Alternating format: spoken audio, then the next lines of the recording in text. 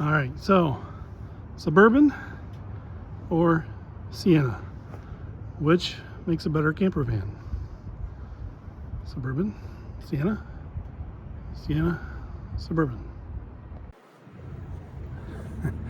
Hey folks, it's Michael Boink. The last video I did a little tour of our Sienna camper van.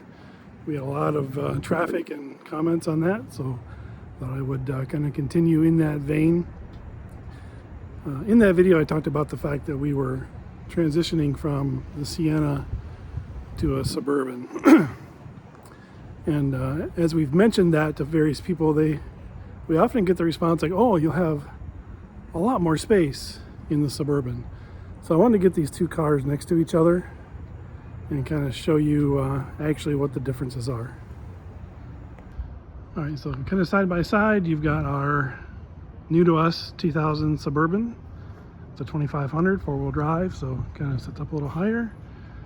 And then you've got our 2008 Sienna that we've had as a camper van for a couple of years now. Now I've got these cars nose to nose. I try to line them up. I mean, it's not like drag race close, but just so you can get an idea of the difference in length. You can see the Suburban's longer, but not nearly as much as you might expect. And I'll put all the actual measurements of these rigs in the description below. But yeah, the Suburban's longer, maybe a foot or 14 inches, and taller because it's four-wheel drive, sits up off the ground. But if you look at width, even, maybe I already tell in the video, overall, from an exterior perspective, the Suburban's only 2 inches wider. And I think some of the perception here is the fact that we call the Suburban a full-size SUV, and historically it's always kind of been like the big daddy of SUVs. Like if you needed the biggest thing on the road, it was a Suburban or a Ford Expedition. And then we've got the Sienna, which is defined by the fact that it's a mini something. So they call this a minivan versus a full-time or a full-size SUV. And it's a little misleading because the only way the Suburban is bigger is in length. The Sienna is wider and taller in the back. It just has more room to build out a camper. Let me flip these vehicles around and we'll take a look at the back sides. All right, so with the hatches open, I'm going to show you the Suburban's kind of in blank slate mode right now. I've got all the seats pulled out. I've got some other things to do, but I just basically needed the seats out so I could kind of figure out and plan what my floor plan was going to be. So the distance from the hatch to the back of those seats in the Suburban is about 13 or 14 inches deeper than the Sienna. So a nice amount of, of more length. However, the Sienna is wider in the hatch area, and the Sienna kind of has a dad bod. It's thick in the middle, so it kind of bows out, and I think it's like 6 inches wider in the midships than the Suburban.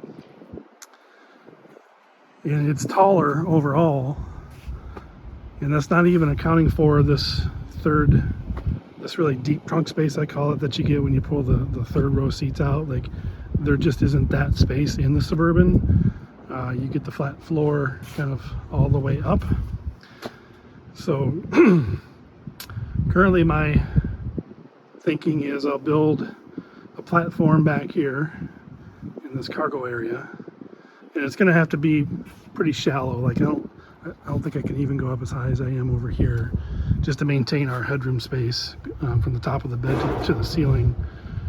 And then the middle, the plan is to build a cabinet kind of behind the driver's seat to hold the fridge and the house battery and have water storage. And then that'll keep the passenger door as an entry door into the rig, or maybe we'll end up going in through the back. I don't know.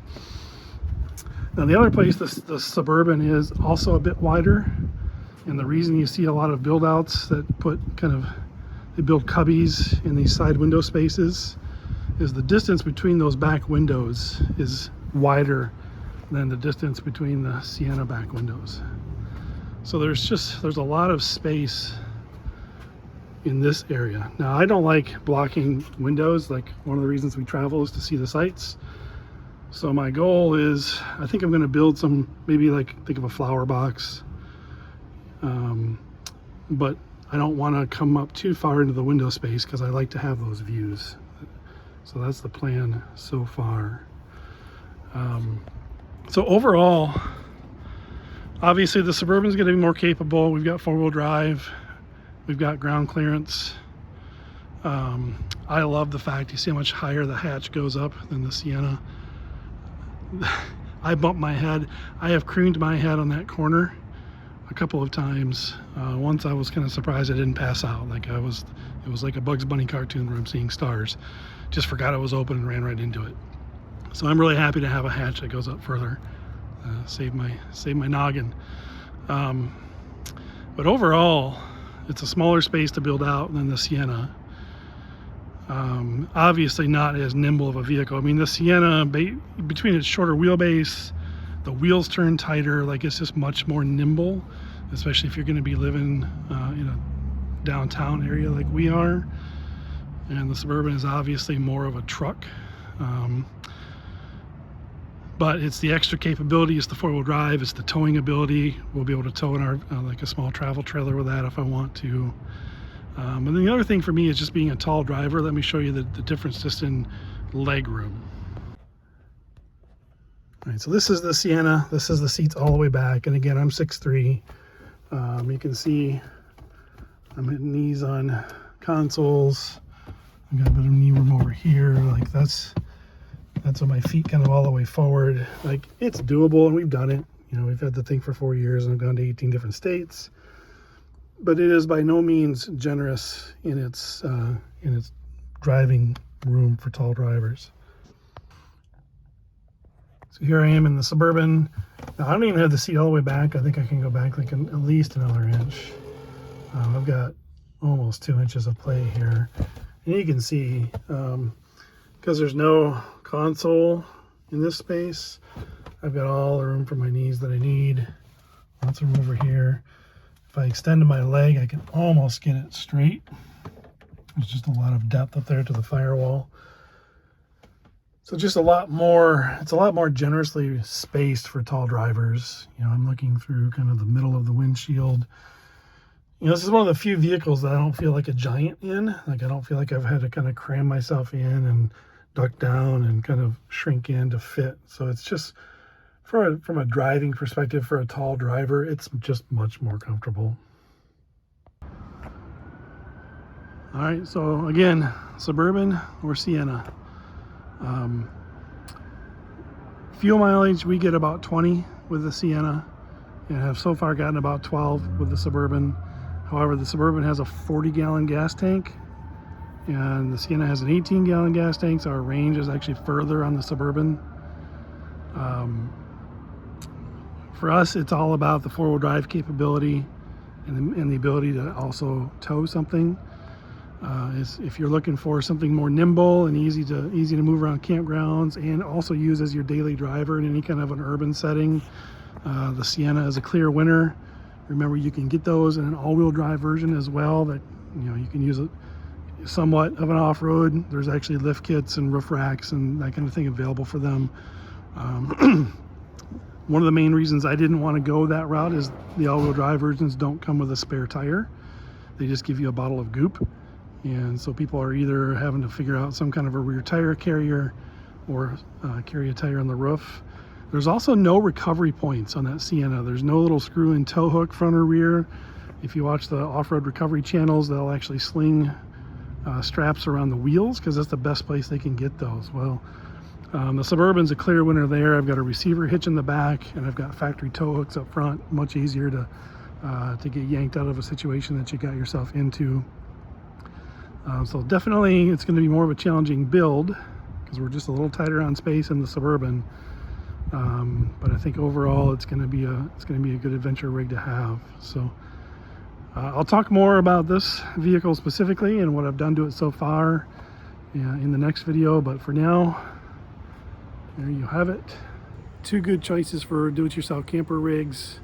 Again, just based on what you want to do and where you want to go.